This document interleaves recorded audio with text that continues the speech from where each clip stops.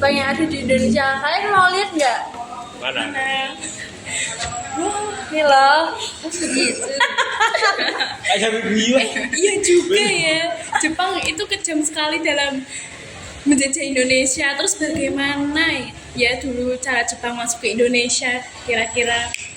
Jepang itu masuk pada tanggal 28 Februari 1942. Jepang berhasil mendarat di 3 tempat sekaligus, yaitu di Teluk Banten, Daratan Wetan Jawa Barat, dan Sragen Jawa Tengah.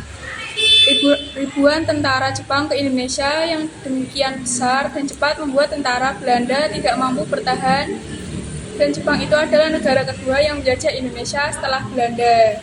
Jadi pada masa penjajahan Jepang, kebijakan yang diberikan Jepang untuk Indonesia sangat kejam dan dapat membuat rakyat Indonesia menderita. Contoh kebijakan Jepang itu apa aja sih? Salah satu taktik Jepang untuk menarik simpati rakyat Indonesia salah satunya mendirikan organisasi kemasyarakatan dan keagamaan seperti yang sudah kita semua ketahui bahwa Jepang menjadi salah satu negara yang pernah menjajah Indonesia.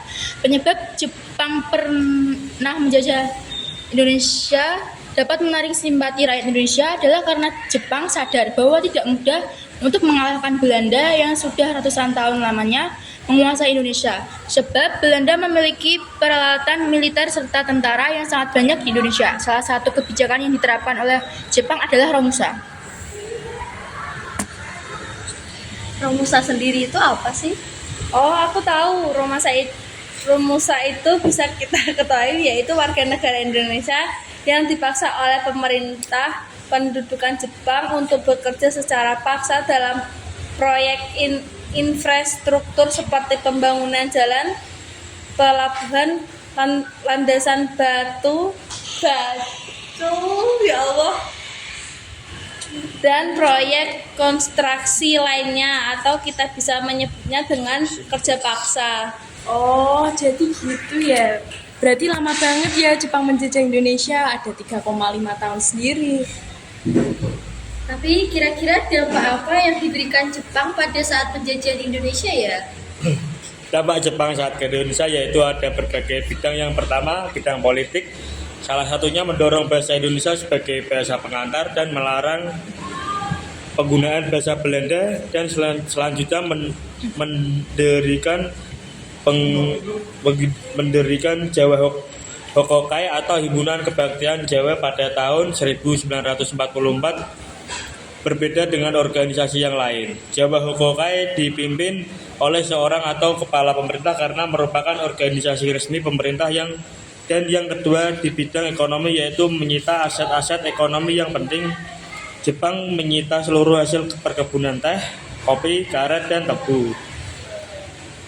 Hal tersebut berdampak pada banyaknya lahan pertanian yang terbengkalai akibat kebijakan difokuskan kepada ekonomi dan industri yang perang.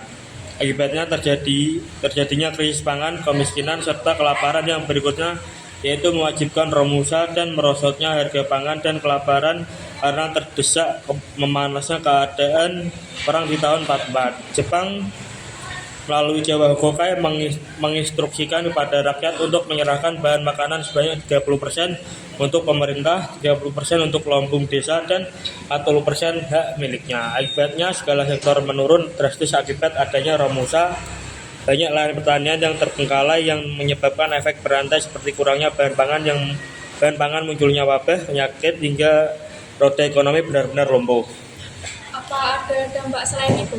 Ada, yaitu di bidang sosial. Salah satunya munculnya sistem Romusa selain perekonomian yang terpuruk akibat kebijakan ekonomi perang Jepang. Pengarahan tenaga kerja melalui Romusa juga berdampak negatif pada perkembangan sosial masyarakat Indonesia dan pendidikan. Selama pendudukan Jepang, kondisi pendidikan menurun drastis bila dibandingkan masa Hindia Belanda. Kegiatan perguruan tinggi juga sempat terhenti beberapa saat. Para pelajar diberikan slogan Hakojiu yang berarti 8 penjuru dunia di bawah satu atap.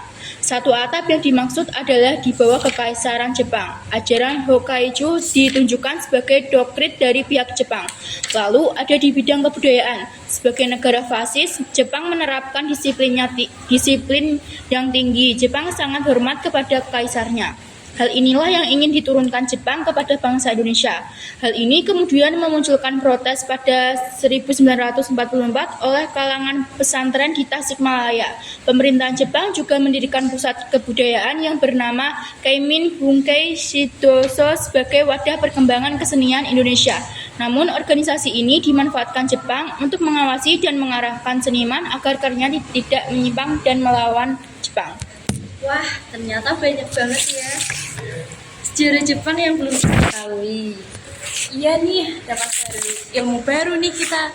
Ternyata banyak juga ya sejarah-sejarah yang belum kita ketahui, seperti masuknya Jepang ke Indonesia, kebijakan-kebijakan yang dilakukan oleh Jepang, sampai dampak dari kebijakan itu sendiri. Gitu ya. Udah yuk lanjut belajar lagi. Yuk. Back when we were still